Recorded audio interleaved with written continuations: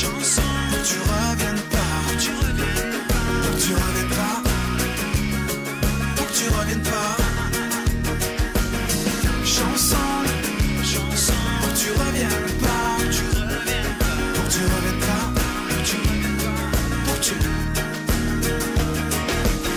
Chanson, chanson, pour que tu reviennes pas, pour que tu reviennes pas, pour que tu reviennes pas. Chanson, chanson, pour que tu reviennes pas, pour que tu reviennes pas, pour que tu reviennes pas, pour que tu reviennes pas. Chanson, chanson, pour que tu reviennes pas, pour que tu reviennes pas, pour que tu reviennes pas. Chanson, chanson, pour que tu reviennes pas, pour que tu reviennes pas, pour que tu reviennes pas, pour que tu.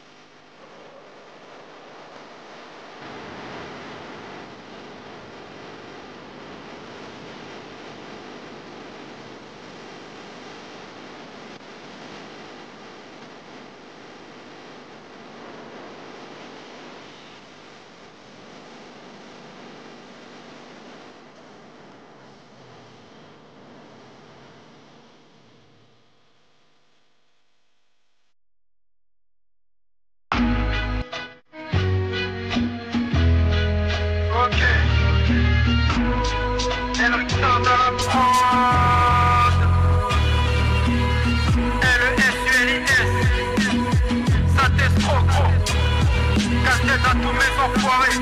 La fouinasse, Lionel, Tété, K.O., le petit Arnaud, Ludo. Ok.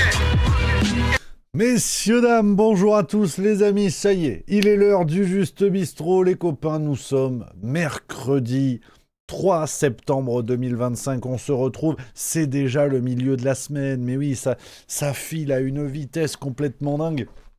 Et ce soir à 18h, c'est Farce Tranquille. Le grand retour de la Farce Tranquille, les amis. Évidemment, ça avait manqué à tout le monde. Ah, j'ai pris du plaisir en tournant ce matin, tu vas voir. Tu vas voir. Ah si, j'en dis pas plus. J'en dis pas plus, les amis. Rendez-vous à 18h sur la chaîne YouTube Juste Milieu. Et en attendant, on a plein de belles choses à se dire. Aujourd'hui, on a du Cyril Hanouna, on a du Jack Lang, on va parler Cinoche, on va parler Donald Trump, on va parler AFP. Il y a plein de choses. Voilà les copains, on est juste au milieu de la semaine, effectivement, nous dit Blue Octopus 0608, bien vu. Elle est belle celle-là. Merci à Montomic 302 pour le sub 25e mois. Jojo l'astico sauteur également pour le sub 6e mois, merci beaucoup les copains. Voilà, c'est vrai qu'il y a Baldacat qui dit t'as l'air particulièrement excité de la mèche. J'ai une coiffure de merde en ce moment. Mon coiffeur, alors on va commencer avec ça, je vous le dis tout de suite, mon coiffeur m'a chié au visage, mais avec une allégresse qui rappelle les grandes heures d'Emmanuel Macron. Regarde ce qui m'a foutu ce pingre. Regarde, là j'ai des petits cheveux, ils sont coupés, je sais pas pourquoi. C'est une catastrophe. Déjà, tu vois, regarde, quand je baisse là, tu les vois les petits cheveux?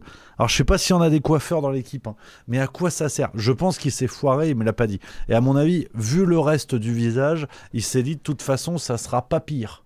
Donc, j'ai une coupe de merde. Là, j'ai changé de shampoing, c'est infâme. Je veux dire, t'as pas un cheveu qui a la même longueur, il y a rien qui est aligné. C'est l'Assemblée nationale, le truc. Voilà, je sais pas s'il y a des coiffeurs dans l'équipe, mais vraiment, je pense qu'il m'a déboîté la gueule. Il m'en veut alors qu'il a l'air sympa. Ou alors, j'ai une théorie, c'est qu'il est chauve. Et peut-être il a voulu se venger, parce que moi, c'est vrai que j'ai le poil épais. Dans la famille, on perd pas le poil. Mon père, il a encore tous ses cheveux, il a 60 baloches, il a tous ses cheveux. Alors ça blanchit évidemment, mais dans la famille, on perd pas le poil. Et c'est vrai que peut-être le mec, comme il est chauve, je sais pas, ça l'a énervé, et il s'en est pris à moi. Mais j'ai un truc improbable sur la gueule. Là, faut que j'y retourne, mais déjà pour aligner, tu vois, c'est catastrophique. Tu vois, c'est le coup des petits cheveux, je pourrais porter plainte à mon avis. Autorank qui dit regarde Julien Pain le coiffeur, en vrai il y a moyen, c'est peut-être ça. Et Mouen qui dit il t'a coiffé à la Borloo. Ah, c'est vrai que Jean-Louis Borloo on l'a vu il y a pas longtemps. Ah non mais je sais pas, écoutez, je sais pas, c'est du sabotage en règle. Je pense que c'est ça le vrai truc. On veut nuire à mon image publique. Hein, qui quand même est faite d'un certain esthétisme, voire d'un sens de la beauté assez poussé à l'extrême. Et à mon avis, le mec, il a voulu mettre un coup à tout ça. Bon, c'est pas très grave. C'est pas très grave, les amis. J'espère que vous, ça va. Voilà, c'est mercredi. Qui fait quoi? Tout le monde a repris le boulot, hein, j'ai l'impression. Est-ce qu'il y en a certains qui sont encore en vacances? Dites-moi, les copains. On est également en direct sur Facebook, sur Twitter. Venez sur Twitch. Voilà, c'est là où tout se passe. Je ne réponds qu'au chat de Twitch, hein, j'ai déjà expliqué. Même sur TikTok également. Voilà, mettez les cœurs, faut mettre les cœurs. Vous tapotez l'écran, puis on n'en parle plus. Vous avez vu ma coupe de merde? Faites un effort, je veux dire. Faites des dons, que j'ai chez un vrai coiffeur. C'est fini les toiletteurs. Putain, je suis youtubeur quand même. À un moment donné, putain, c'est fou. Donc voilà un petit peu les copains. Aujourd'hui, j'ai hâte d'être à 18h, de vous proposer le nouvel épisode de La Farce Tranquille. On a parlé de pas mal de choses, on a rattrapé le retard des sujets politiques. Aujourd'hui, on a d'autres sujets. Alors, pêle-mêle, hein, c'est vrai qu'on voit pas mal de choses qui tournent hein, aujourd'hui. Ça s'accélère dans l'actualité politique. Potentiellement la piste Olivier Faure hein, qui est creusée. Hein, Olivier Faure qui s'est dit disponible pour Emmanuel Macron. Vraiment, le PS et la trahison, c'est vraiment un truc incroyable. Ils peuvent pas s'en empêcher. Hein, c'est fou. Hein. Ah non, mais vraiment, c'est dingue. Hein, c'est assez impressionnant. Donc ça, on va suivre ce dossier, évidemment. La future trahison potentielle du Parti Socialiste. Et aujourd'hui, j'ai envie de vous parler, tiens, Cinoche. On va commencer avec ça, les amis. Après, on parlera d'actu. J'ai plein de petits sujets, j'ai plein de petits trucs. Vous allez voir, il y a plein de petites choses. On va commencer avec du Cinoche. Parce que j'ai eu un coup de cœur, là, il y a je sais plus quand, il y a avant les vacances, donc je pense que c'était fin juillet. Fin juillet, j'ai eu un coup de cœur pour un film où sur le papier, je me suis dit ça va être une daubasse improbable. Et en fait, c'était super. Je vais vous montrer la bande-annonce. Merci à Stratus13 pour le sub Fixoulab. Je suis content de vous montrer ça parce que vraiment, énorme surprise. Et si vous ne l'avez pas vu, il va falloir courir le voir. Ça s'appelle Low Cost. Je vous montre. Bande-annonce pas ouf. Je sais ce que vous dites. Bande-annonce pas ouf. Et j'ai vu le film en take mal à milieu, tu connais ce genre de repas. C'était à la baraque, t'es sur le canapé, tu te dis bon, on n'a pas envie d'un truc complexe, on a envie d'une comédie, on a envie de se fendre un peu la gueule, et on voit ça dans le catalogue. Je me dis, ça va être une gigantesque daubasse, ça va être nul. J'ai trouvé ça génial. Et je sais, il y a Autorank dans le chat qui dit la note est de 1,6 sur Allociné. Je l'ai trouvé génial. Mais vraiment, c'est Maurice Barthélémy qui réalise ça. Donc c'est le mec la bande des Robins des Bois à l'époque, avec Jean-Paul Rouve et compagnie. Et je vous jure, le film, c'est du 53e degré. C'est complètement absurde, c'est un immense n'importe quoi de bout en bout, et j'ai trouvé ça mais génial, une pépite. Alors à voir, après je vois les débats dans le chat, oui il y a Darmon, il y a machin, il y a bidule, bon parfois les amis, voilà, chacun fera son boycott. Moi honnêtement, il y a des moments où je pense qu'il faut souffler un grand coup, et ne pas voir le film boycott, ça va pas changer grand chose. Si, voilà, on peut considérer que les gens sont des salauds. Après, voilà, c'est du Jean Moulin de canapé, si vous voulez. Je pense qu'il y a d'autres actes de résistance pour montrer son désaccord à quelqu'un ou quelque chose. Mais bon, c'est que mon avis. Tu vois, Jean-Paul Rouve, par exemple, je peux pas le blairer pour le choix artistique qu'il a fait d'incarner Matzneff. Pourtant, il a fait plein de films qui me régalent. Didier Bourdon, il s'est comporté pendant un salaud pendant le Covid. Il a pas assumé, il a essayé de retourner le bordel. Bon Bourdon, c'est les inconnus. Genre, personne pourra m'expliquer que faut boycotter les inconnus, je sais pas quoi. Non, à un moment donné, faut scinder les choses. Et je trouve que on divague, je reviendrai après sur le truc du boycott, on s'en fout. Moi, je voulais vous parler d'un truc que j'ai... Enfin, voilà, de ce film que j'ai adoré, qui m'a fait marrer. Mais c'est du 58e degré, et franchement, je trouve ça très, très drôle. Alors, c'est vraiment mon style d'humour aussi, quand c'est absurde au possible. Mais je vous le conseille. Franchement, je vous le conseille. Je suis curieux d'avoir votre avis, les amis, pour savoir ce que vous en avez pensé. Alors... Je vois qu'il y a des grognons, On va parler de ça. Vous voyez, j'essaie de mettre un peu de bonheur, un peu de sourire. Faut toujours revenir à la pesanteur de tout ça, les amis.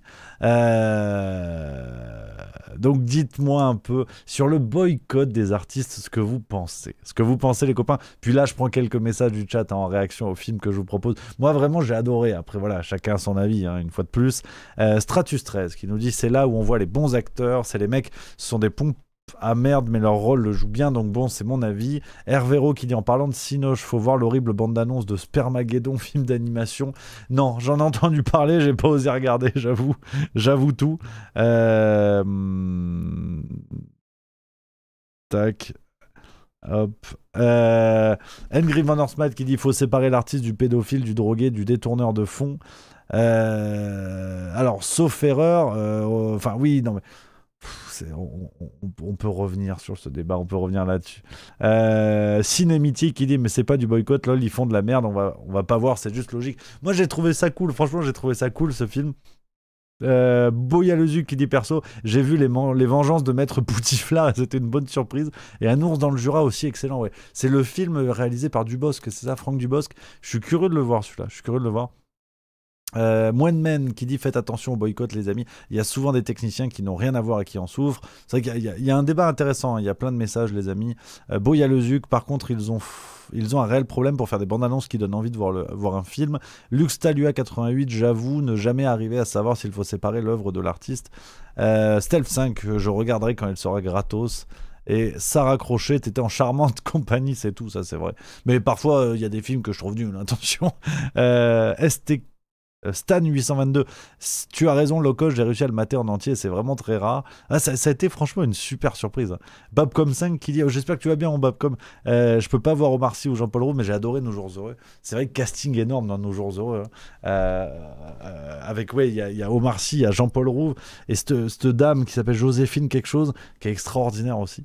Mais c'est vrai, non, sur les questions de boycott artistique, les amis,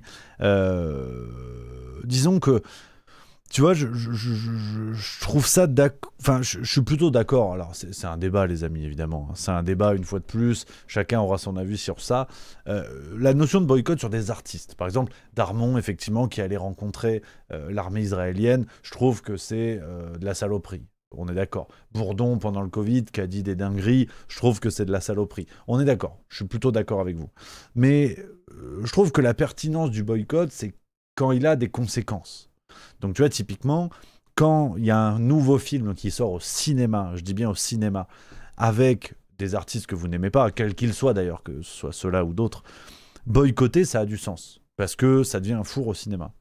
Maintenant, et je veux dire quelque chose d'illégal, attention, tu te dis, je vais pas au cinoche, mais je vais peut-être voir le film en regardant en streaming, tu vois, ce qui n'entraîne pas de conséquences sur le succès du film en vérité, parce que tu le vois pas dans le circuit classique, je trouve que ça va.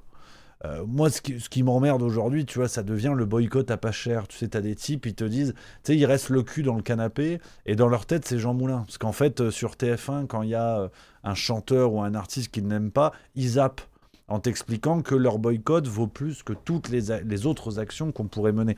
Et c'est ça qui m'emmerde un peu, en vrai, dans la démarche, tu vois, du boycott. Après, chacun aura son avis là-dessus, hein, mais il y a Billvor dans le chat qui dit quand Bourdon nous traite de connards. Je suis complètement d'accord. Bourdon, ce qu'il a dit pendant le Covid, c'était scandaleux. Maintenant, moi, tu me feras pas ne pas regarder Les Sketchs des Inconnus. Je vais être très clair. Et puis, pour le coup, regarder ou pas regarder, après, ça appartient à chacun. Je pense qu'il n'y a pas de bonne ou mauvaise position. Il n'y a pas de bonne ou mauvaise situation, d'une certaine manière. Donc, il y a mon Hervéro qui dit non, Rémi, c'est pas du boycott de canapé. Moi, je trouve que par moment, ce genre de boycott facile, il est brandi par des gens qui font pas beaucoup d'autres choses. Mais je parle pas de toi, mon Hervéro, je parle de manière générale. Tu vois, c'est... comment dire ? T'as des formes de boycott qui ont des conséquences sur ta vie, sur ton confort, et qui sont plus difficiles. Tu vois, l'exemple le plus caricatural, c'est ce sont les gauchistes de salon qui te disent le capitalisme c'est de la merde, et ils tweetent ça avec leur iPhone. Et quand tu leur dis, bah oui, mais du coup, t'as des Nike au pied, t'as un iPhone aux mains, ton frigo c'est un Samsung, et t'es venu en Tesla.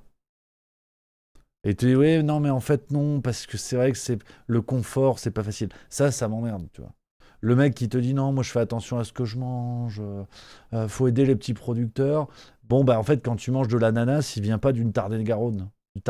Donc, c'est aussi ça, tu vois.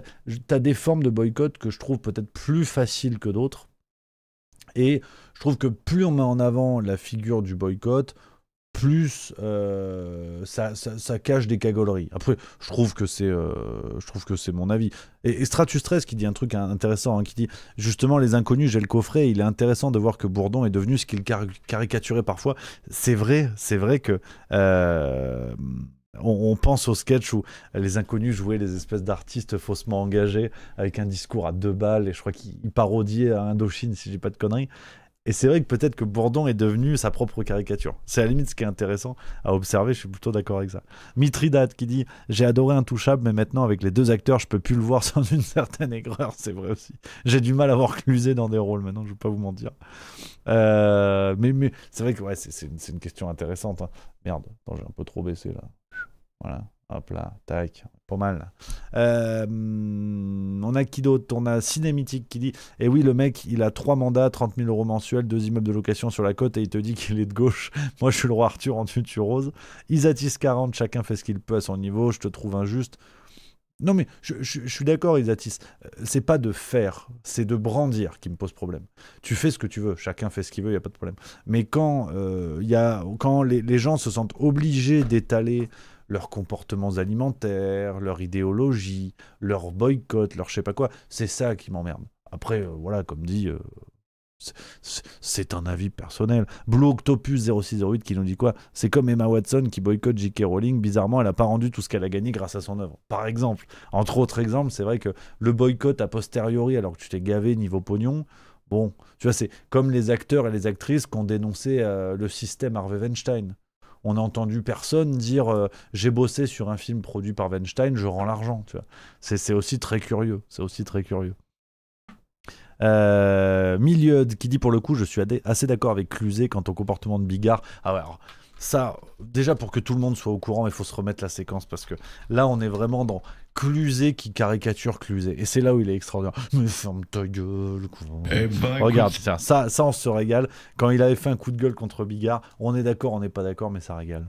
Ce qui me fait monter sur mes grands chevaux, c'est quand je vois qu'une chaîne d'information comme BFM TV consacre 1 heure en direct à ce roi des beaufs qu'est Jean-Marie Bigard. Alors là, ça me met mais fou, quoi. Hein. Je comprends pas comment on peut donner 1 heure d'antenne en direct à un abruti total, voilà, qui en plus nous explique qu'il va peut-être se présenter à la présidentielle avec un mot d'ordre. Je me présenterai pour le peuple, au lieu de dire pour les beaufs que je suis, et ensuite qui tient des propos avec un masque où il nous adresse à tous un mot de bienvenue qui consiste à dire « allez tous vous faire 3 petits points ». Vous ne lui trouvez aucune légitimité quand il se lance dans ce combat, dit-il, d'une immense majorité qui n'a plus la parole aujourd'hui ? C'est tout ça, c'était tellement nombrilique, égocentrique. Le mec veut faire parler de lui, mais qu'il fasse parler de lui par la tolérance, mais pas par l'intolérance. Il y a assez d'intolérants dans ce monde. C'est quand même son rôle à lui d'artiste avec 3 H devant, parce que vraiment on se demande s'il en est un. Moi je me revendique pas comme un artiste, mais jamais je pourrais tenir des propos aussi bêtes, quoi. C'est gravissime. Alors j'ai regardé parce que j'étais Il est génial, Cluzet, il en loupe pas une, c'est vrai qu'il a une... Ah, c'est vrai que bon, les beaufs de France lui pissent au cul, faut quand même le rappeler, mais Cluzet on l'adore, il n'ouvre pas la bouche. Mais putain, quoi, le but du jeu c'est qu'on voit pas mes dents, quoi, peut-être que j'ai pas de dents, merde. Il est génial. Il est super, moi je l'adore. Il y a eu une très bonne vanne concernant Cluzet qui clash Bigard, je l'ai vu dans le chat, ce serait con de passer à côté. Anarchy08 qui dit après, il a le droit de détester les steaks hachés, ouais, par rapport à Bigard. On a la communauté combien et ça me parle. Et Cla15 qui nous dit je trouve ça très drôle, tous ces boycotteurs de tout, mais qui envoient des messages depuis leur matériel informatique dont les minerais rares ont été extraits par des enfants en Afrique. On pose notre bienséance où on veut bien le faire. Je suis plutôt d'accord. Après, il y a un élément qui me semble important à rappeler, puis après on passe à d'autres sujets, les amis. Hein. Il y aura plein d'autres sujets à débat aujourd'hui. Il y a quand même un argument qu'on entend du côté, par exemple, des marxistes qui dénoncent le système capitaliste. Pour répondre à cette attaque un peu rhétorique de vous n'aimez pas le capitalisme mais vous en utilisez les outils, il y a une réponse marxiste ou néo-marxiste on va dire qui est faite à cela, qui est de dire c'est pour mieux retourner les outils de ce système contre lui. Donc ça je suis plutôt d'accord. Par exemple, qu'un activiste marxiste ou qu'un activiste anticapitaliste utilise Twitter pour faire circuler son message à travers son téléphone Samsung, je trouve ça plutôt pertinent. Parce que son message circulera beaucoup plus vite sur Twitter que par lettre, que par courrier. Donc, je peux comprendre le contre-argument. Par contre, quand vous avez des bobos de gauche qui te disent « En fait, je retourne le système capitaliste en utilisant ces outils » et que le mec te justifie ça pour justifier le fait qu'il ait au pied des baskets à 300 balles, tu te dis, mais non, en fait, t'es juste un gigantesque pigeon qui baigne dans le système capitaliste, et en l'occurrence, tes godasses, Balenciaga, ton slip Calvin Klein, je sais pas quoi, c'est pas avec ça que tu vas retourner le système, en fait. C'est juste un confort auquel tu ne renonces pas. Donc, pour quand même contre-argumenter sur ce que je vous disais sur le côté des anticapitalistes qui utilisent les outils du système, je suis plutôt d'accord avec cet argument. Par contre, ça s'arrête à l'utilisation d'outils qui ont une pertinence. Si tu n'aimes pas le capitalisme, mais que tu en utilises la production, on va dire, pour ton propre confort, c'est de la cagolerie. Ça, pour le coup, c'est ce que j'appelle de la cagolerie. C'est pas ma ligne politique, mais je suis plutôt d'accord, si tu veux, par exemple avec des gens enfin, d'extrême gauche, c'est l'échiquier tel qu'il est présenté, ça veut rien dire, mais par exemple des gens qui sont dans la décroissance, dans le mouvement décroissant, bon bah les types, ceux qui assument jusqu'à leur quotidien et qui renoncent à ce confort par conviction politique, bah, j'ai beaucoup plus de respect pour eux que pour Pascal Praud qui passe ses journées à critiquer le système et qui bouffe avec le couple Macron, tu vois. Quand on assume les conséquences de ses convictions dans sa propre vie, je trouve ça intéressant, quelle que soit l'opinion, tu vois. Je trouve ça plutôt intéressant. Par exemple, ça marche aussi pour les droitardés qui te disent on n'aime pas les Arabes, il y en a trop, mais qui sont très contents de se faire livrer Uber par Mamadou qui vient tout juste du Niger et qui n'a pas de papier, tu vois. Alors je caricature évidemment, mais vous voyez ce que je veux dire par là, c'est que avoir une conviction politique, c'est une chose, mais il faut l'assumer jusque dans son quotidien, jusqu'à une remise de son propre confort. Moi, je serais très curieux de voir quelles sont les habitudes de consommation des droitardés, tu vois. Parce qu'à mon avis, les livreurs Uber et les chauffeurs Uber, tu vois, c'est pas tous des blancs façon rédaction de Frontières. Donc, c'est ça que je trouve intéressant, et aux deux extrêmes de l'échiquier politique, en vérité, c'est d'assumer ses convictions jusqu'à remettre en cause son propre confort. Et je vois dans le chat des gens qui parlent de la carte bancaire, par exemple, effectivement, pour avoir de la conséquence, avoir des résultats sur un système, le boycott des cartes bancaires, le boycott de la consommation, c'est peut-être l'une des formes les plus efficaces. Que défendait, par exemple, fut un temps quelqu'un comme Éric Cantona, qui avait lancé ça, mais c'était il y a peut-être 10 ans. Hein. Éric Cantona, footballeur, bon, qui a fait plein de trucs depuis, qui a fait de la poésie chez Flammarion dans un recueil, bon, qui est une escroquerie. Je l'avais feuilleté, c'était une escroquerie. Bon, bref, c'est pas le sujet. Il y a environ 10 ans, il avait voulu lancer un mouvement de retrait de l'argent, que les gens retirent tout leur argent en espèces pour mettre un coup au système bancaire. Et ça, pour le coup, je trouve que c'est une forme de boycott qui est solide, qui me semble pertinente. Après, voilà, attention. Philanthrope qui nous dit: moi, je me rassure en me disant que si tout le monde consomme comme moi, l'économie s'écroule, ça fait pas une vie très joyeuse, mais au moins, c'est pas grâce à moi, malgré mes petits écarts.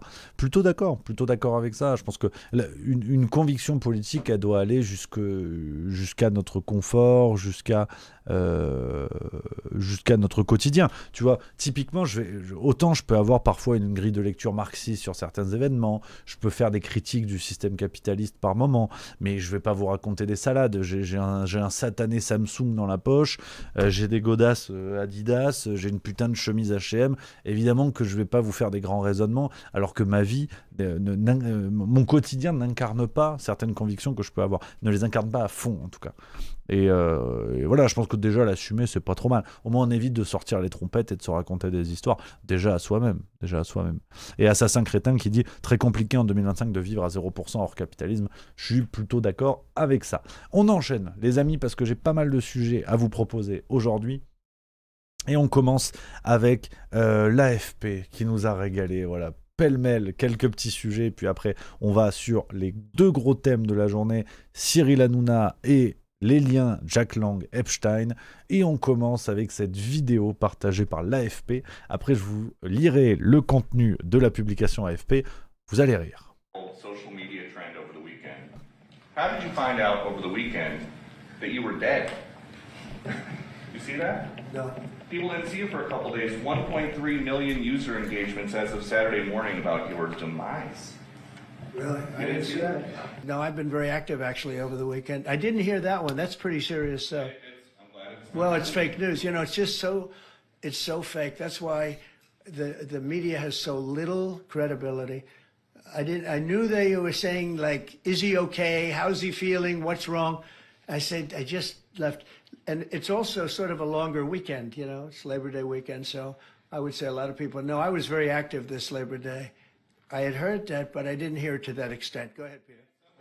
Voilà, donc l'AFP partage la réaction de Donald Trump, c'était hier, heure française, quand Trump réagit on en a parlé hier, aux rumeurs concernant son état de santé, des rumeurs comme contre Joe Biden à l'époque, qui voulaient que Donald Trump soit mort. Très mauvais état de santé, potentiellement décédé. Et là où l'état de santé de Joe Biden a fait l'objet d'une omerta, mais pendant des années, alors que le type serrait la main à des fantômes, on se rappelle des séquences, qu'il avait pété en compagnie de Camilla Parker Bowles, donc la gonzesse de... attends, si je dis pas de conneries, c'est la gonzesse du roi, c'est ça, de Charles III, hein, c'est ça. Dans les tabloïds britanniques, c'était il y a bien 3 ans maintenant, un peu plus encore, Camilla Parker Bowles avait livré une confidence en disant que en pleine cérémonie officielle, ils étaient en rond ensemble, ils discutaient, Joe Biden avait pété. Il n'y a pas d'autre terme. Et là, c'était du complotisme. Naturellement, c'était du complotisme. Merci à Subskills pour le subprime 33e mois. Et donc, tout ça, fallait pas en parler. Joe Biden était plein badin, il était en pleine forme, son état de santé n'était même pas un sujet. Et regardez ce que nous sort l'AFP. Alors que Trump va finir gentiment sa première année de mandat, qu'il y a quelques rumeurs très légères sur son état de santé, l'AFP relaie en toute tranquillité et écrit sur le post « Donald Trump a rejeté les rumeurs sur son état de santé qui ont agité les réseaux sociaux, les qualifiant de fake news après une inhabituelle semaine de discrétion médiatique du président américain. Des messages ont affirmé qu'il était gravement malade, voire mort. » Donc tu vois, c'est un tour de passe-passe qui est caricatural de la méthode de nos médias. À l'époque, quand dans les sphères alternatives, donc les complotistes, les connards, autrement dit, on évoquait l'état de santé de Joe Biden, l'idée même de l'évoquer, c'était précisément ce qui constituait une fake news. Et les médias te disaient, on ne peut pas l'évoquer serait relayer ou alimenter une fake news. Et là, concernant Trump, parce que c'est pas le copain du système médiatique, vous l'aurez compris, là par contre, c'est l'AFP qui contribue à alimenter la rumeur, en se plaçant de l'autre côté, en disant « c'est Donald Trump qui a dit que c'était une fake news ». Mais le poste de l'AFP, il est intéressant, parce que dans les tournures, hein, après une inhabituelle semaine de discrétion médiatique, tu vois. C'est l'AFP qui se met à alimenter ce genre de rumeurs. Donc, c'est assez extraordinaire et caricatural en fait du système médiatique et de leur tour de passe-passe pour se placer d'un côté ou de l'autre. Et je voulais vraiment vous parler de ça. Alors, on verra pas plus que Joe Biden à l'époque, bon, qui présentait des signes de sénilité qui étaient quand même plus avancés que Donald Trump. Autant Trump a une capacité à retourner sa veste qui ferait rougir d'envie Manuel Valls, autant physiquement, il a pas serré la main à des fantômes encore. Faut pas se raconter d'histoire. Joe Biden, il avait l'air un peu plus avancé en termes de cuisson, hein, quand même. Mais c'est vrai que c'est assez extraordinaire. Là, t'as le droit. Comme il s'agit de Donald Trump, t'as le droit d'alimenter le bordel. Autre séquence médiatique dont je voulais vous parler, c'est peut-être le pisse au cul d'or. On va installer ça peut-être dans chaque émission du Juste Bistrot. Alors, pisse au cul, ce sera PI2SOKU. C'est un terme japonais qui veut dire le gros vilain du jour, en japonais. Côté Kyoto-Montélimar, il me semble, sur la 12. Ça va être le trophée du pisse au cul d'or. Voilà, je vais l'écrire dans le chat, comme ça vous l'aurez. J'ai envie d'instaurer ça. Et qui de mieux pour commencer le palmarès que Charles Consigny, qui nous a dit ceci dans les grandes gueules aujourd'hui. Écoutez. Les gens passent trop de temps à table. Donc, voilà, je trouve que les Français passent beaucoup trop de temps à table. Aux États-Unis, on grignote un truc. Voilà, moi je suis pour le modèle américain. Et il y a un tiers d'obèses aussi. Charles, il est pour manger devant son ordinateur. Je suis désolé, mais tu vis seul, c'est pour ça. Je trouve pas du tout, mais je trouve que les Français passent beaucoup trop de temps à table. Les déjeuners sont interminables, les dîners sont interminables. Tu n'es pas très déjeuner d'affaires même alors. Rapide, je trouve qu'on n'est pas là. Il y a un déjeuner entre amis. Rapide aussi, on passe trop de temps. Ça donne envie d'inviter. Les gens, si tu veux, les gens ne sont plus beaucoup de gens ne sont plus qu'un ventre. Faut bien voir c'est la culture française. Les gens ne font que bouffer, après ils dorment, et après ils se plaignent de leur quotidien. Arrête de bouffer, arrête de dormir. Tu viens d'écrire François Bayrou. Arrêtez. Ça, je n'oserais pas dire ça. Je ne dirais pas ça. Et c'était exactement ça. C'est vraiment, je voulais vous montrer ça, les amis, parce que Consigny, mais il me sidère à considérer que les gens ne sont plus que des ventres parce qu'ils passent du temps à table. Bon, Consigny, à force de sortir de la merde, on le compare pas non plus à un anus, tu vois. C'est quand même extraordinaire. Ces gens-là, mais on va faire un grand raisonnement, là je deviens, c'est Francis Lalanne à l'époque, vous, les ronds de cuir, putain. Je vais faire un grand raisonnement parce que ça m'énerve, mais je trouve que ce genre de déclaration, alors est-ce que c'est Consigny en tant que personne? Je sais pas, ça se greffe à plein d'autres choses, à plein d'autres déclarations par-ci, par-là, qui sortent et qu'on oublie finalement. Mais ces gens-là détestent ce qu'on est en fait. Je dis on au sens tous les gens qui ne sont pas eux, qui ne sont pas de leur milieu, de leur classe, de leur descendance, je ne sais quoi. C'est-à-dire que ce qui fait les petites joies de la majeure partie de nos concitoyens, ce qui fait les petits bonheurs, ce qui fait les habitudes, ce qui fait le partage, ce qui fait l'amour, ce qui fait la joie, ces guignolos trouvent toujours un moyen de le mépriser. C'est évidemment du mépris de classe, c'est le terme bien connu, mais tu sais, t'as toujours la petite phrase assassine, la remise en question de ce qui fait l'ordre établi du peuple, tu vois, où on va te le mépriser. Et ce qui est fou, c'est que cette classe élitiste qui jusqu'à présent, si on fait une espèce de schéma hâtif de la société, c'était réservé à la cour royale, tu vois, c'était vraiment ce qui séparait le bas peuple de la cour royale, c'était les déguisements, les habitudes de vie. La cour royale méprisait le petit peuple, c'était comme ça. Bon, ensuite, tu as eu la bourgeoisie qui a remplacé la cour royale. Sauf qu'aujourd'hui, dans notre société, bon, on va garder le terme de bourgeoisie, tu vois, les élites, si vous voulez, disons la bourgeoisie, il y a de plus en plus de monde dans la bourgeoisie. Il y a ceux qui le sont par héritage, par transmission, par habitude, par caste, tu vois, qui sont installés depuis des générations là-dedans. Et puis, tu as toute une équipe, et c'est peut-être eux les plus dangereux, de primo-accédants à la bourgeoisie. Tu vois, genre Consigny, c'est le symbole de ça. Parce que les vrais bourgeois qui le sont par transmission de patrimoine, que ce soit un patrimoine intellectuel, immobilier, financier, tout ce que tu veux, t'as plein de bourgeois qui sont installés depuis des décennies, des générations, et qui n'ont pas besoin de maîtriser le petit peuple, de mépriser, pardon, le petit peuple, parce que ils sont là, ils sont installés, tu vois. Par exemple, je pense qu'un Louis Sarkozy, au-delà du fait qu'il soit parfaitement détestable, c'est un mec qui fait partie de la bourgeoisie par transmission. Donc il n'a rien à prouver. Il n'a pas besoin de s'appuyer sur la tête des autres pour être là. En vérité, il est ce qu'il est. Potentiellement une merde, mais c'est pas là, non, mais c'est pas, non, j'exagère en plus. Il est ce qu'il est, bon. Mais ce que je trouve fou, les plus dangereux pour moi, ce sont ceux qui ne sont pas encore dans la bourgeoisie installée, qui ont envie d'y être. Donc ils vont en adopter les codes, les habitudes, les façons de faire, les façons d'être. Et eux, pour moi, ce sont les plus méprisants. Ce sont vraiment les pires cagoles, et le showbiz en est rempli, les médias en sont remplis. Tu vois des couses comme Floria Gebali, Charles Consigny, mais c'est vraiment le fond du fait-tout de types qui vont en faire des surcaisses pour intégrer la classe qui les fait bander, tu vois. Ceux qui, comment qu'il s'appelle George Orwell disait par rapport à ces gens-là, ceux qui à leur tour veulent tenir le fouet, tu vois, qui ont envie de se détacher de la masse du peuple à laquelle ils appartiennent jusqu'à présent, et qui eux aussi ont envie de jouir contre le peuple, pas avec.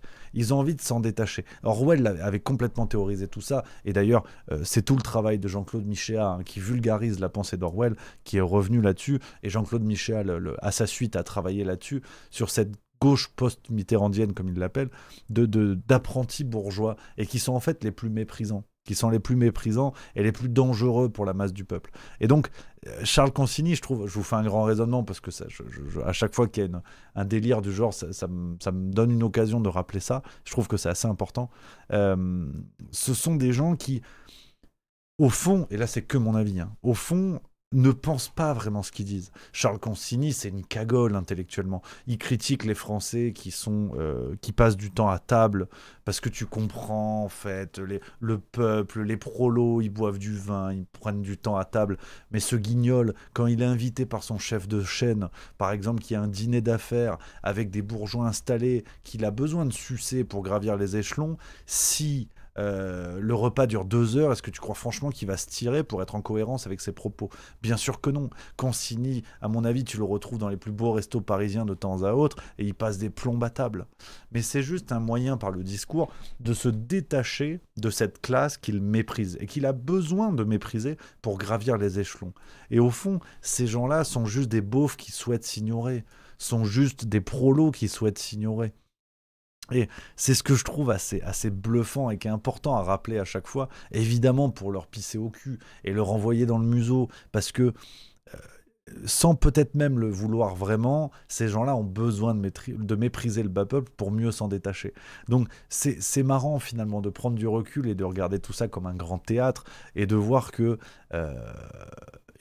il n'existe pas sans cette fausse identité, sans ce besoin de parvenu, de wannabe, on disait à l'époque chez les Américains, tu vois. C'est le même délire. Et je trouve que ça va bien au-delà du cas de Consigny. Et je pense, là encore, vous en faites ce que vous voulez, mais il serait vraiment dommage de s'énerver sur ce genre de déclaration, tu vois, de se mettre en colère, de se vexer, de faire des choses comme ça, parce que déjà c'est tout le but, et parce qu'au fond, quelle bien piètre image il faut avoir de soi pour tout faire pour essayer d'accéder à une classe qui, au fond, vous méprise quand même un petit peu, parce que tous ces gens-là, tu vois, qui veulent accéder à plus haut, ben, ceux qui sont plus hauts les méprisent. L'avantage du mépris, c'est que, comme disait Descartes par rapport au bon sens, c'est la chose du monde la mieux partagée. On méprise généralement ce qui est en dessous de nous. Donc, Consigny, il pourra... c'est une métaphore hein, du monde des abeilles, il pourra pomper tous les dards qu'il veut, il sera toujours méprisé par plus fort que lui. Ça restera le bouffon de quelqu'un d'autre. Et donc, je trouve ça marrant de regarder ça avec... tu sais, le petit sourire en coin. Vous le connaissez, il est insupportable ce sourire. Quand tu racontes quelque chose à quelqu'un, qu'en a soit rien à branler, soit qui sait déjà ce qu'il va te répondre pour mieux contrecarrer ton propos, tu sais, t'as le petit sourire en coin de fini, je vais t'en mancher, tu vois. Ben regardons-les comme ça. Ça sert à rien de se vexer, s'énerver. Tu vois, moi je trouve ça intéressant et comme dit ça va bien au-delà de Consigny.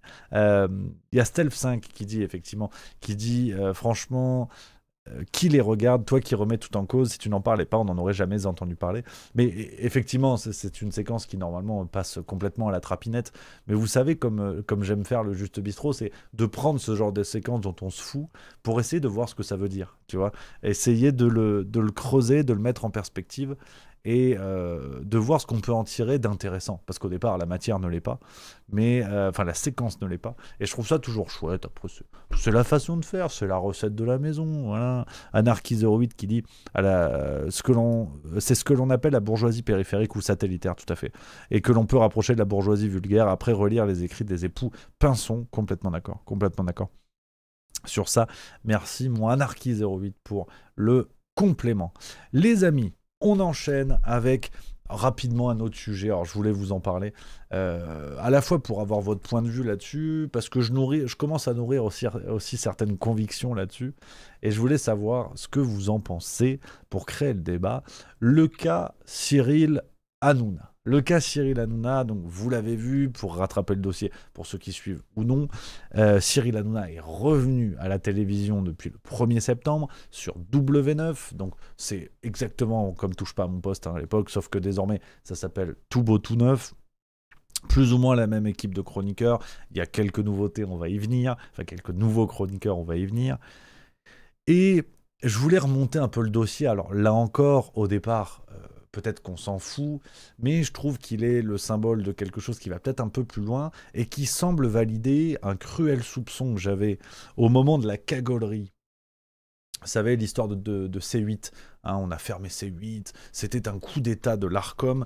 Je vais vous retrouver une séquence de ce que disait Hanouna à l'époque concernant la fermeture de C8 par l'Arcom.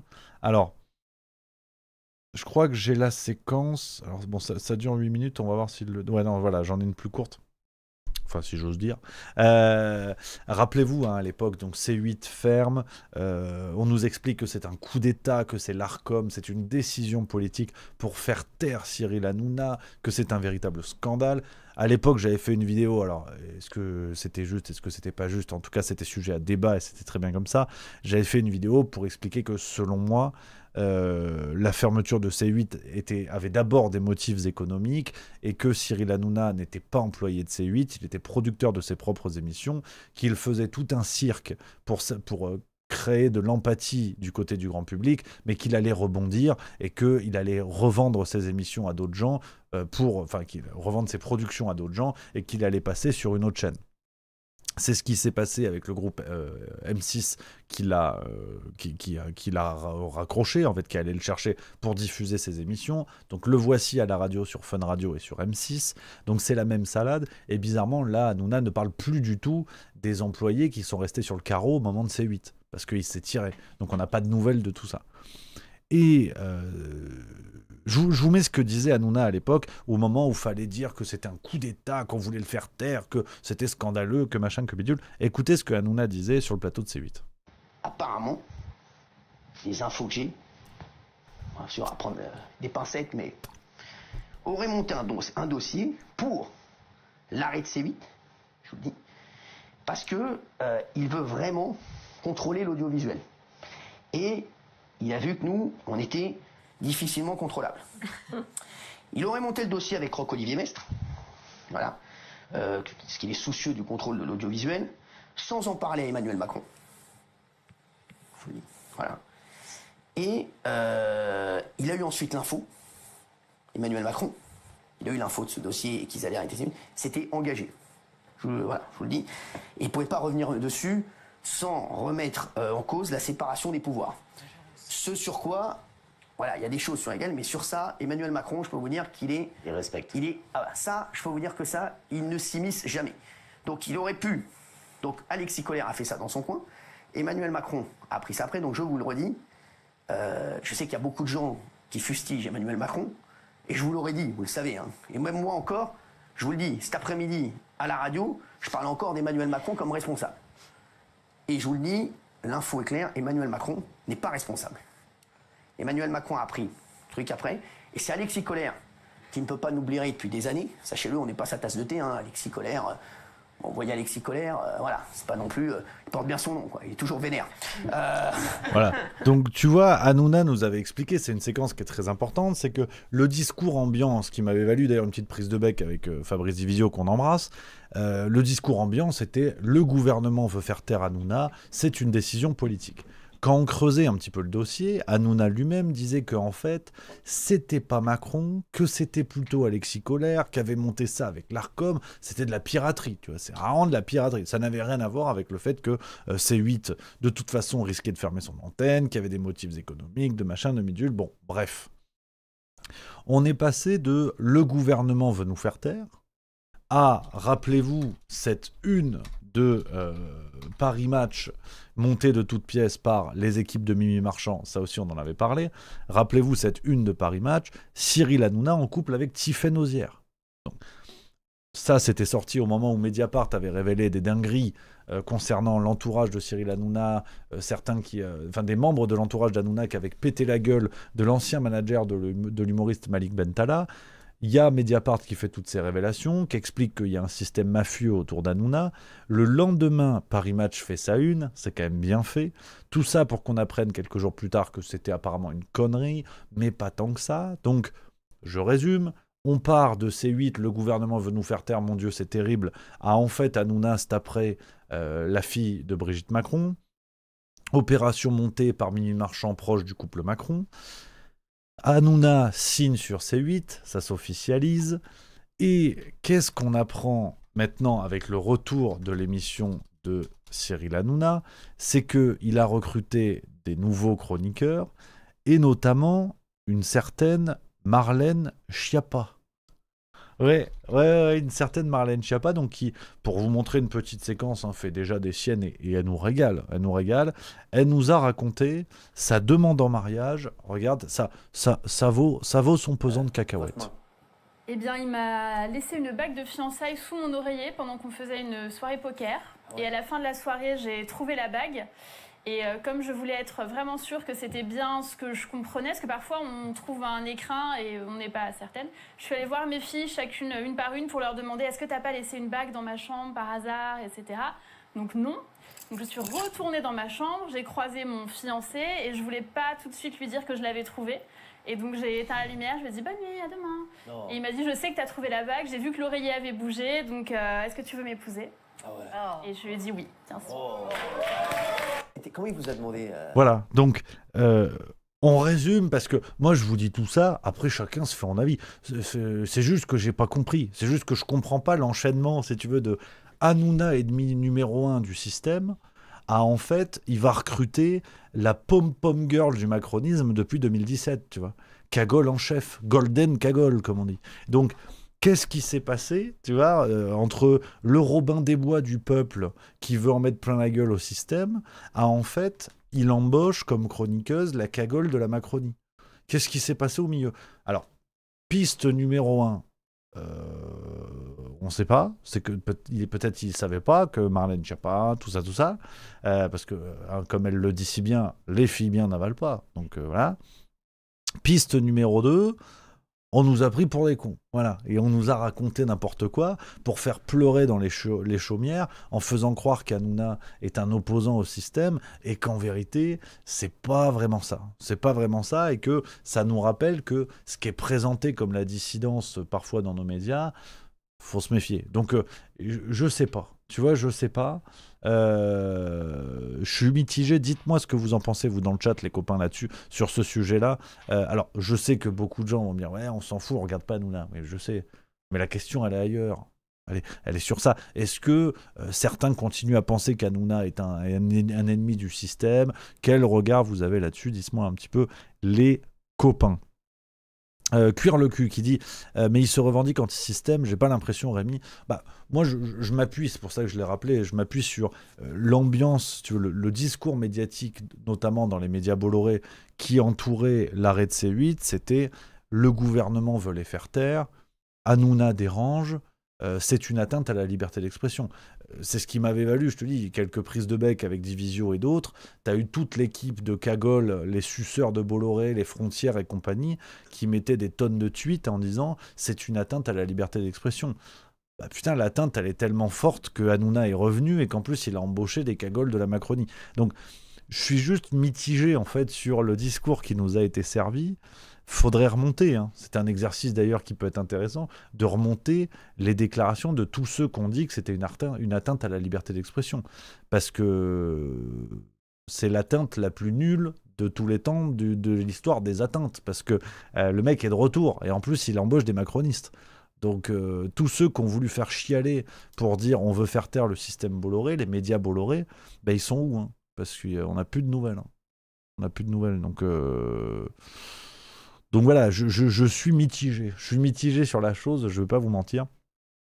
Mais je voulais vous parler de ça, les copains. Affaire à suivre, parce que je reste sur mon petit pronostic. Alors, on connaît mes qualités en pronostic. Je reste sur mon pronostic que Hanouna ira en 2027 et qu'il se présentera autour de décembre 2026, janvier 2027, et qu'il fera une Zemmour pour tenter d'affaiblir les partis dits aux extrêmes, à savoir RN et LFI. Je reste sur mon pronostic. Donc généralement, quand je fais un pronostic, il se passe l'inverse. Mais j'ai quand même envie de parier une petite pièce là-dessus. On verra bien. Les copains, je prends vos messages là-dessus, dites-moi. Hein. Il y a Mel Ricu qui dit « Hanouna utilise le même système des riches qui contrôlent les médias, Bolloré, LVMH et compagnie. Ravnos32, le mec c'est un val, s'il retourne tout le temps sa veste pour l'audimat et l'argent, il ira où l'odeur le mène. Intomac, d'ailleurs étonnant que personne n'ait crié à l'antisémitisme à l'époque. Le rat libre, c'est marrant, on n'a pas entendu tous ces défenseurs de la liberté d'expression quand RT France a été fermé sans motif légitime. Merci à Ronnie Sebo qui vient de Subprime, c'est un tout nouveau Prime, bienvenue dans la famille, merci beaucoup. Mithridate qui nous dit Hanouna n'est pas anti-système, il est le système, une représentation archétypale de l'entre-soi. Ishigo Bankai 38, mais le pire, c'est que s'il se présente, il risque d'avoir des voix. Plutôt d'accord avec ça. Marcus Verus qui dit il doit sa fortune au système politico-médiatique même si celui-ci n'est pas uniforme. Et il y a mon il y a plus de saison que j'embrasse, j'espère que tu vas bien, qui dit si tu trouves normal de fermer une chaîne, rien à rajouter. Alors on peut, hein, il y a plus de saison, on peut se refaire le débat qu'on s'était fait, sauf erreur déjà, hein, à l'époque de la fermeture de C8. Je suis évidemment prêt à en débattre avec joie, mais je reste sur ma position que la fermeture de C8 n'est pas une question de décision de l'Arcom et une décision du pouvoir. Ou dans ce cas-là, après tout, je veux bien l'entendre, mais si Hanouna dérange, si les sujets traités par Hanouna dérangent le pouvoir en place, pourquoi Hanouna est de retour sur M6 ? Enfin, sur W9 en l'occurrence. Moi, à la limite, c'est juste ça que je veux comprendre. À l'époque, c'était hypothétique, parce qu'on ne savait pas de quoi le futur allait être fait. Je pensais qu'il allait retrouver une chaîne. Effectivement, le mec fait de l'audience, donc il retrouve une chaîne. Moi, je veux bien. À l'époque, on ne savait pas. Donc, on pouvait dire, ils ont fermé une chaîne, c'est un scandale. Mais Hanouna, il s'en tire plutôt bien. On est d'accord. Je pense qu'on est d'accord. Donc, ils ont fermé C8. On a dit, c'est un symbole de la liberté d'expression, mais il est de retour. Donc finalement, il n'y a pas eu d'atteinte tant que ça à la liberté d'expression. Sur C8, qu'est-ce qu'on regrette d'autre ? D'Éric ? C'est ça, les rediffusions des épisodes de Derrick ou de je ne sais quelle série à la con. Moi, c'est là où, voilà, mon y a plus de saison. Je suis mitigé sur ça. Avec en plus Hanouna qui est de retour et il n'y a personne qui vient l'emmerder. On n'a pas entendu l'Arcom moufter. Voilà. Et mon il y a plus de saison qui répond, qui dit si Bolloré perd de l'argent avec C8, ça le regarde. L'Arcom n'a pas à y mettre son nez dedans. Mais tu vois bien, enfin, si tu veux, on peut aller au bout de l'argumentation si tu veux. L'Arcom veut faire taire Hanouna, on est d'accord. Donc pourquoi il est de retour sur M6 ? Pourquoi dans ce cas-là ils font plus rien, l'Arcom ? Ils devraient faire plein de saisies, plein de machins, plein de bidules. C'est là où, à un moment donné, il n'y a plus de saison. J'ai du mal à suivre cette argumentation en sachant qu'Hanouna est de retour. Après, s'ils refont fermer W9 dans 2 mois, là par contre, je suis complètement d'accord. Et là, je ferai amende honorable et je dirais effectivement, l'Arcom lui en veut. Mais bon, ça devient un peu léger à force, quoi. Ça devient un peu léger. Et bon, il n'y a plus de saison qui répond à Hanouna, c'est un bouffon et il est très utile au système. Bon, du coup, j'ai du mal à suivre dans ce cas-là. Chapitre qui nous dit il avait peut-être plus de liberté sur C8 que ce qu'il a sur M6. Il pouvait parler politique sur C8, mais je crois qu'il ne peut pas faire ses émissions sur M6 et qu'il doit rester sur le divertissement. Après, je vous dis ça, mais je ne sais plus la dernière fois où j'ai regardé la télé.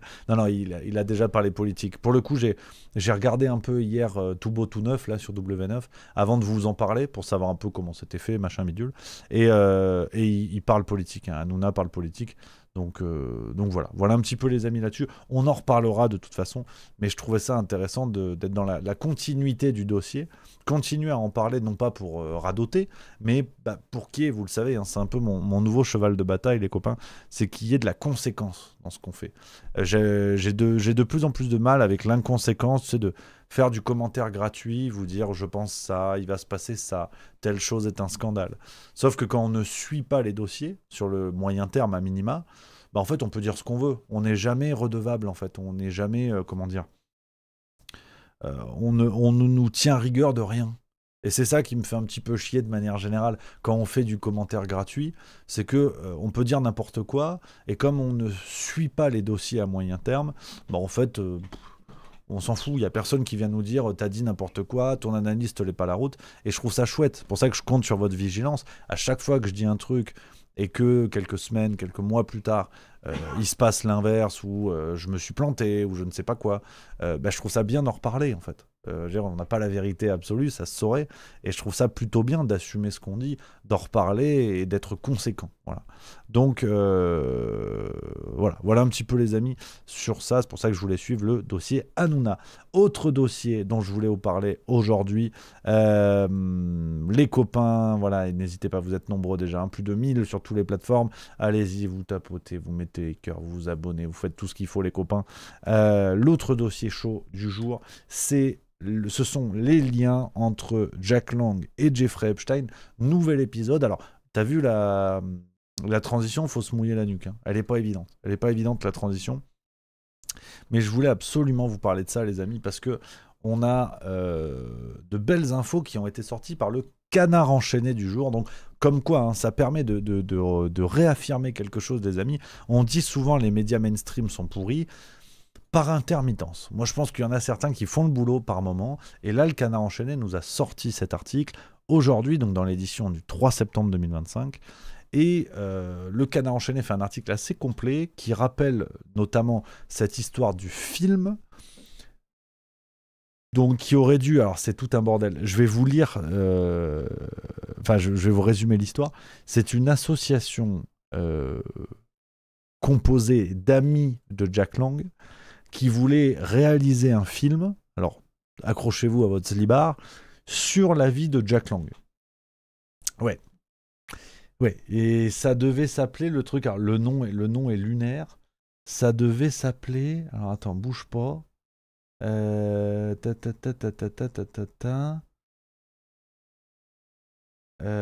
ils disent le film en réalité était tout à la gloire de Lang, se remémore un témoin du tournage. Il revenait sur ses années de jeunesse, sur la rencontre avec sa femme et évoquait même sa fille. Une autre participante croit se souvenir de son titre tout en finesse, Jack Lang, la traversée du siècle. Ah ouais. Tu vois, j'ai un reflux gastro-œsophagien. Alors, à l'époque, et ça, bon, évidemment, une fois de plus, c'était du complotisme, Jack Lang n'a jamais eu à répondre de ça, ni lui, ni ses amis de l'association. Jack Lang avait reçu un don, l'association des amis de Jack Lang avait reçu un don d'un montant de 57 897 $, un don effectué par Jeffrey Epstein lui-même. Ouais, vous ne rêvez pas, ce qui était une fois de plus une affreuse rumeur complotiste, évidemment, une affreuse rumeur complotiste, aujourd'hui est confirmée par le Canard enchaîné. C'est le Canard enchaîné qui confirme l'information. Jeffrey Epstein avait versé, donc nous sommes à ce moment-là en 2000, 2000 plus tôt, parce que, attends, Epstein se suicide en 2019, le don est fait à quel moment ? Alors, l'association a été créée en 2018, donc on doit être dans ces eaux-là. On doit être vers la fin de la vie d'Epstein, d'ailleurs. Jack Lang, ancien ministre de la Culture en France, a reçu un don d'un des plus gros pédocriminels de l'histoire contemporaine, à savoir Jeffrey Epstein, suicidé dans sa cellule. Donc le Canard enchaîné officialise cette information. Ça y est, c'est plus du complotisme. Donc déjà, ça c'est cool, on a le tampon mainstream, tu vois. Ça c'est chouette, ça nous permet d'en parler. Nous les gueux, nous les complotistes, ça nous permet d'en parler tranquillement. Et ce qui est très intéressant, c'est que le Canard enchaîné enfonce le clou, si j'ose dire. Ils sont allés chercher, ils sont allés amener dans l'article d'autres révélations, je vous lis notamment ce paragraphe. Lang, qui a toujours nié sa proximité avec Epstein, l'a rencontré à plusieurs reprises, notamment en 2019, année où il l'avait convié pour la célébration des 30 ans de la pyramide du Louvre. Comme toute la Mitterrandie, il a aussi fréquenté dans les années 80 feu Robert Maxwell, l'un des repreneurs de TF1 et sponsor du bicentenaire de la Révolution française. Ce baron de la presse britannique est également le père de Ghislaine Maxwell, l'ex-compagne et complice du pédocriminel condamné en 2022 à 20 ans de tôle. Donc, l'article du Canard enchaîné... il est salé, il est vraiment salé, et j'étais impressionné en lisant ça ce matin, les copains, parce que ceux qui ont mis la tête dans cette affaire depuis quelque temps étaient plus ou moins au courant. On n'apprend pas grand-chose, je peux pas vous mentir non plus, évidemment, on n'apprend pas grand-chose.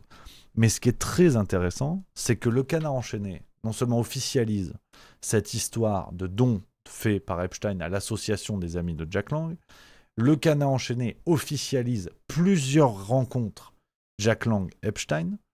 Ils officialisent une invitation officielle de Jack Lang pour les 30 ans du Louvre. Et en plus, le Canard enchaîné va jusqu'à parler du père de Ghislaine Maxwell, qui est effectivement un personnage haut en couleur, qui s'est suicidé depuis son bateau, qui d'ailleurs s'appelait... c'était quelque chose, Ghislaine, si je dis pas de conneries, c'était un nom à l'honneur de sa fille, qui était un magnat des affaires, dont les liens avec le Mossad, pour le coup, avaient été affirmé concernant Robert Maxwell. Et drôle de personnage, on en reparlera, je suis en train de vous préparer un sujet sur Robert Maxwell, justement, les amis, parce qu'il y a beaucoup de choses à dire, et il avait des liens marqués avec la France, et ça aussi, le Canard enchaîné en parle. Donc, vraiment, je trouve que ça fait plaisir, ça permet de réaffirmer ce que je vous disais, c'est que tous les médias mainstream ne sont pas flingués et que par moment, il y en a qui font le boulot. Donc c'est plutôt cool de le rappeler, me semble-t-il, d'être dans la nuance, tu vois. Voilà. Et donc là, ça se resserre autour de Jack Lang, mais franchement, j'ai du mal à me faire des illusions. Je pense sincèrement que le Jack Lang, il va quitter cette terre, il n'aura jamais répondu à un juge. On apprendra des dingueries dans la foulée, parce qu'au bout d'un moment, c'est très compliqué de croire que Jack Lang n'a rien fait de toute sa vie. On a fait, à ce sujet, je vais vous donner le lien si vous voulez la voir, on a fait toute une enquête qui a été publiée dans la boîte noire sur Jack Lang, justement. Je vous donne le lien si vous voulez voir la vidéo. C'est gratis, évidemment, parce que sujet très important. Je le mets dans le chat sur Twitch. Si vous voulez découvrir notre enquête juste milieu en vidéo sur Jack Lang, si vous regardez les replays sur YouTube, lien en description. Mais c'est extraordinaire. De l'affaire du Coral jusqu'à l'affaire de Marrakech, en passant par aujourd'hui les liens avec Epstein, Jack Lang s'en est toujours sorti. Il n'a jamais eu à répondre de quoi que ce soit. Il a toujours été considéré comme innocent. Et parfois, vous le verrez dans la vidéo dont je vous parle, parfois il a été considéré comme innocent. Tu ne sais pas comment, tu ne sais pas pourquoi. Donc, en tout cas, ces nouveaux liens qu'officialise le Canard enchaîné sont très intéressants. On en reparlera, notamment de Robert Maxwell. Mais je vous invite vraiment à voir l'enquête qu'on a pu faire là-dessus. Il y a des trucs, même en préparant l'enquête, en faisant le script, en tournant la vidéo, il y a des trucs qui sont vraiment sordides. Donc je vous annonce quand même, ayez l'estomac bien accroché parce que elle est un peu rudasse. Donc voilà les amis. Je prends vos commentaires là-dessus. Dites-moi ce que vous en pensez une fois de plus. Il y a Romano5962 qui nous dit c'est un peu comme Pasqua si on savait le 10e des secrets qu'il a emmené avec lui. Complètement d'accord. Effectivement, ça nous ramène à Charles Pasqua. Là encore, personnage très intéressant aussi. Donc ouais, non, vraiment, j'étais agréablement surpris. Voilà, bravo au Canard enchaîné, bravo aux 2 journalistes qui signent le papier. On va les nommer parce que leur nom est marqué dans l'article. Clara Bamberger et Fanny Rusguindos. Bien joué. Voilà, bravo les journalistes, ça fait plaisir. Moer Vero qui dit Rémi, on peut reprendre l'article STP, je sens comme une incohérence dans les dates de 2019. Alors bouge pas, t'as raison, je vais le remettre. On va vérifier ça ensemble. Moer Vero, c'est le fact-checker, c'est le Julien Pain de l'équipe finalement. Tic tac touc.